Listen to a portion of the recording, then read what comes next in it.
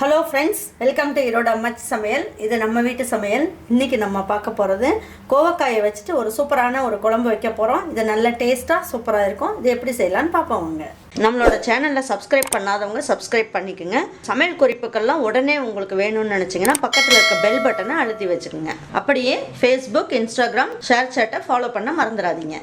ஒரு 3 முந்திரி பருப்பை எடுத்து வெறும் சட்டியில வச்சு ட்ரை ரோஸ்ட் பண்ணிக்கலாம். இதுலயே 1 ஸ்பூன் அளவுக்கு எள்ளு போட்டுக்கலாம். இதுலயே வறுத்த வேர்க்கடலை தான் ஒரு 2 ஸ்பூன் அளவுக்கு இதுலயே போட்டுக்கலாம். இதுல ஒரு 10 மிளகு போட்டுக்கலாம்.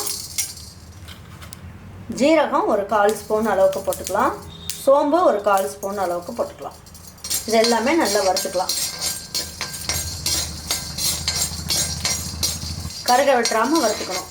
எள்ளெல்லாம் நல்லா பொரிஞ்சிருச்சு பாருங்க. இந்த மாதிரி பொரிஞ்சிட்டாலே நல்லா வறுத்துருச்சுன்னு அர்த்தம். இப்போ எல்லாமே எடுத்து ஒரு தட்டுக்கு மாற்றிக்கலாம். இது நல்லா ஆறட்டும். ஆறுனதுக்கப்புறம் இதில் 2 டேபிள் ஸ்பூன் அளவுக்கு தேங்காய் துருவல் எடுத்து வச்சுருக்கேன். 2 ஒன்றா போட்டு நம்ம அரைச்சிக்கலாம். அரைச்சிட்டு உங்ககிட்ட காட்டுறேன். இந்த ஸ்பூனில் 2 ஸ்பூன் அளவுக்கு எண்ணெய் ஊற்றிக்கலாம். 1/4 ஸ்பூன் அளவுக்கு கடுகு போட்டுக்கலாம். ஒரு பிஞ்ச் அளவுக்கு ஜீரகம் போட்டுக்கலாம். பெரிய வெங்காயத்தில் இந்த அளவுக்கு எடுத்து நறுக்கி போட்டுக்கலாம்.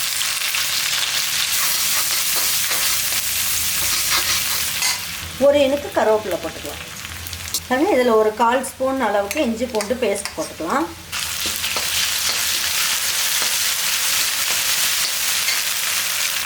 கொஞ்சமாக மஞ்சள் தூள் போட்டுக்கலாம். ஒரே ஒரு தக்காளி எடுத்து நல்லா பேஸ்ட் மாதிரி அரைச்சி வச்சுருக்கேன். இதையும் போட்டுக்கலாம். இந்த கிரேவிக்கு தேவையான அளவுக்கு உப்பு போட்டுக்கலாம்.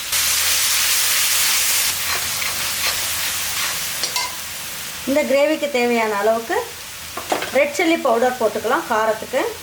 இந்த ஸ்பூன்லேயே 1 ஸ்பூன் அளவுக்கு மல்லித்தூள் போட்டுக்கலாம். நான் ஒரு 1/4 கிலோ அளவுக்கு கோவக்காய் எடுத்து வச்சுருக்கேன். நீல வாக்கில் கட் பண்ணியிருக்கேன். அதையும் இதில் போட்டுக்கலாம்.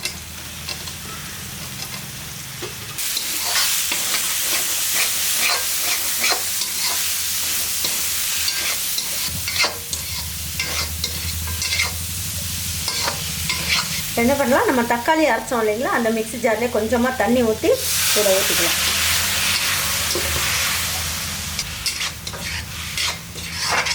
இப்போ கோவக்காய் வேகிறதுக்கு கொஞ்சம் தண்ணி ஊற்றிடலாம். அது இப்போ தட்டு வச்சு மூடிடலாம். கொஞ்சம் நேரம் நல்லா வேகட்டும். அதுக்குள்ளே மசாலா அரைச்சிட்டு வந்துடலாம். பாருங்கள், கோவக்காயெலாம் நல்லா வெந்துருச்சான்னு பார்க்கலாம். கோவக்காய் நல்லா வெந்துருச்சு. இப்போ என்ன பண்ணலாம் அப்படின்னு பார்த்தீங்கன்னா, நம்ம அரைச்சி எடுத்து வச்சுருக்க விழுது இருக்கு இல்லைங்களா, இதை இதில் ஊற்றிக்கலாம்.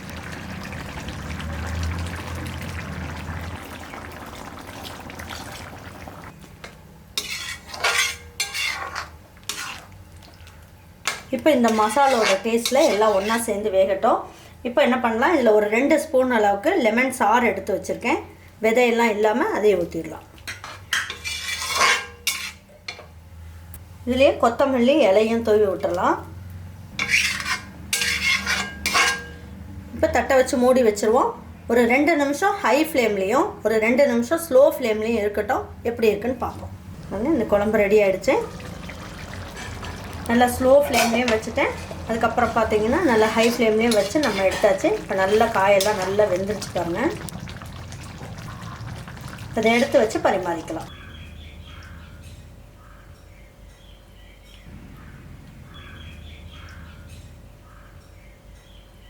இது பார்த்தீங்கன்னா நல்ல ஒரு எண்ணெய் கத்திரிக்காய் சாப்பிட்ற ஒரு டேஸ்ட்டு சூப்பராக இருக்கும். அந்த கோவக்காயிலேயே நமக்கு கிடைக்கும். இதே மாதிரி ஒரு கோவக்காய் ஒரு கிரேவி உங்கள் வீட்டில் இருக்கவங்களுக்குலாம் செஞ்சு கொடுங்க. செஞ்சு கொடுத்துட்டு அவங்களுக்குலாம் பிடிச்சிருக்கு அப்படின்னு சொன்னாங்கன்னா எனக்கு லைக் பண்ணுங்கள், ஷேர் பண்ணுங்கள், சப்ஸ்கிரைப் பண்ணுங்கள், மறந்துடாமல் கமெண்ட்ஸ் பண்ணுங்கள். தேங்க்யூ ஃபார் வாட்சிங் ஈரோட அம்மாச்சி சமையல். தேங்க்யூ.